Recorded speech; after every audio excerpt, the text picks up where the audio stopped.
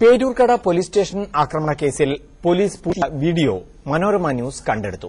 Station ആക്രമിച്ച DYFI സംഘം പിന്നീട് പോലീസ് ദൃശ്യങ്ങളിൽ കാണാം. ഇതുപയോഗിച്ച് പ്രതികളെ തിരിച്ചറിഞ്ഞ പോലീസ് പിന്നീട് രാഷ്ട്രീയ സമ്മർദ്ദം ഏറിയതോടെ വീഡിയോ ഉണ്ടെന്ന വാർത്ത പോലും നിഷേധിക്കുകയായിരുന്നു.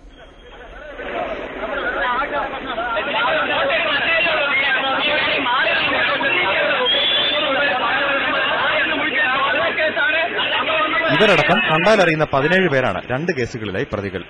എസ്ഐയെ ആക്രമിച്ചതും വനിതാ കോൺസ്റ്റബിളിനെ ആക്രമിച്ചതും 2 കേസുകളായി രജിസ്റ്റർ ചെയ്തു. കഴിഞ്ഞ മാസം 28-നുണ്ടായ സംഭവത്തിൽ പക്ഷേ ഇതുവരെ അറസ്റ്റിലായത് ആകെ ഒരാൾ മാത്രം. ഡിവൈഎഫ്ഐയുടെ കുറവൻകോണം യൂണിറ്റ് മുൻ സെക്രട്ടറി അനിൽകുമാർ. ഇതോടെ സ്റ്റേഷൻ ആക്രമണത്തിൽ സംഘടനയുടെ പങ്ക് പകൽ പോലെ വ്യക്തമായി.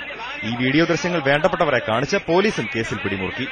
പോലീസിനെതിരെ രൂക്ഷ വിമർശനവുമായി രംഗത്ത് വന്ന ഡിവൈഎഫ്ഐ നേതൃത്വവും ഇതോടെ ഏതാണ്ട് പിൻവലിഞ്ഞ മട്ടായി.